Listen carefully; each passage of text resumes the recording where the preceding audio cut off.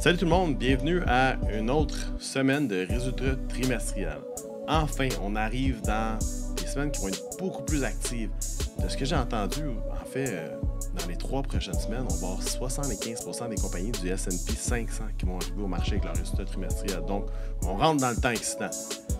Cependant, semaine très tranquille cette semaine. Semaine quand même qui a quand même chamboulé un peu les marchés financiers.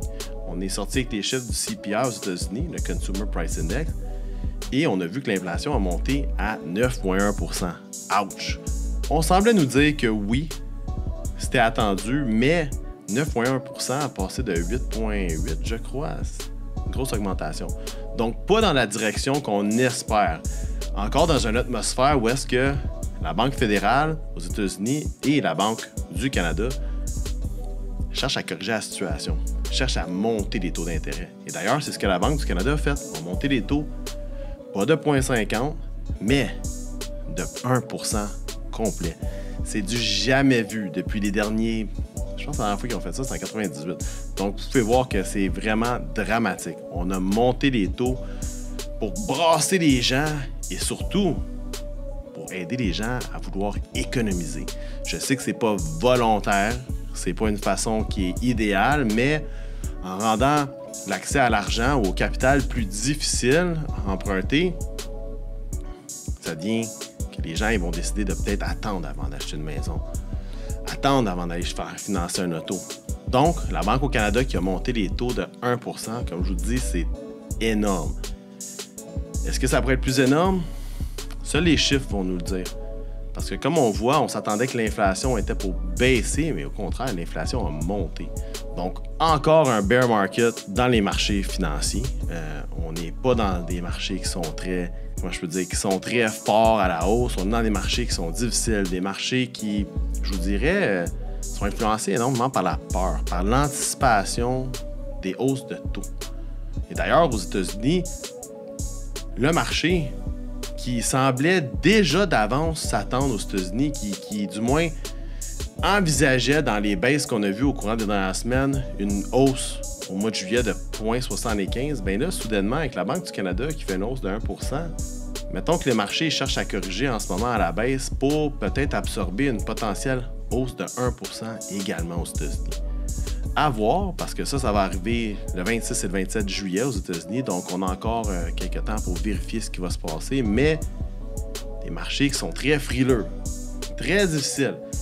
Donc, vous pouvez comprendre que dans les earnings cette semaine, pas facile. PepsiCo, par contre, PepsiCo qui est arrivé cette semaine avec des résultats trimestriels, pour se dire sincèrement, ils ont battu.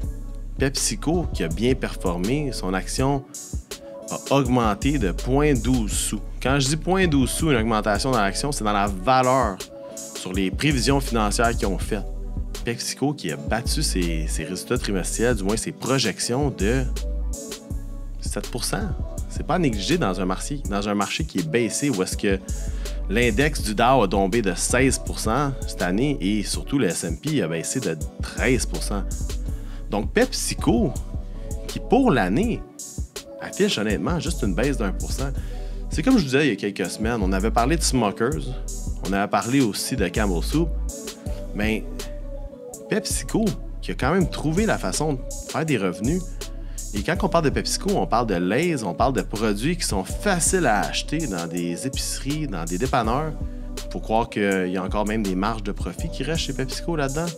Donc, le consommateur qui semble quand même dépenser, et PepsiCo pense que ça va continuer. Et qui sait, peut-être avec les hausses de taux, le consommateur, ça ne va pas y déranger que PepsiCo augmente ses taux à la consommation.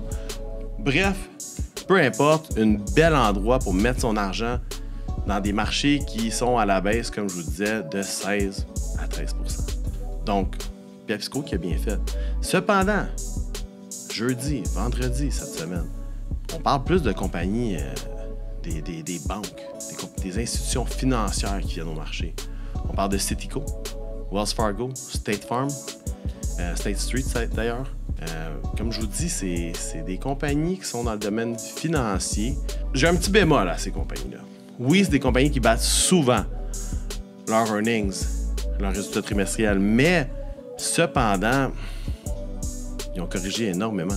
C'est des compagnies qui ont quand même suivi les tendances du marché.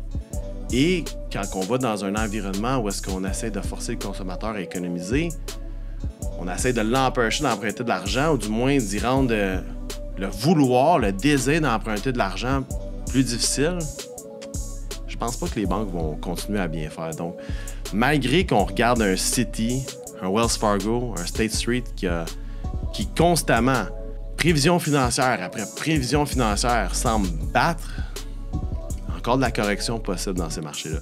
Donc, cette semaine, comme je vous dis, c'est très difficile de trouver quelque chose qui me plaît, mais j'en ai un pauvre. J'en ai un. BlackRock. BlackRock qui, oui, va suivre les indices aussi, mais BlackRock qui est toujours un bel endroit à mettre son argent, qui est toujours un endroit où est-ce que le stock est cher, oui, on va se le dire, très cher, 588 $. Mais si j'avais à mettre mon argent quelque part, j'aimerais le mettre quelque part comme BlackRock, qui est très diversifié dans beaucoup de créneaux du marché. Donc cette semaine, je regarde BlackRock, mais comme je vous dis, je suis pas tout à fait satisfait avec ce que je vois dans le marché en ce moment. Ça fait quelques semaines que je vous en parle. Le marché des commodités, le marché de l'or, le marché de l'argent, le marché du copper, le marché du nickel, du lithium, bref, les minéraux. C'est un marché que je regarde énormément. Il y a énormément d'aubaines parce que c'est comique parce qu'on parle de récession, mais avant chaque récession, on voit le marché des métaux rares et précieux toujours baisser un peu avant.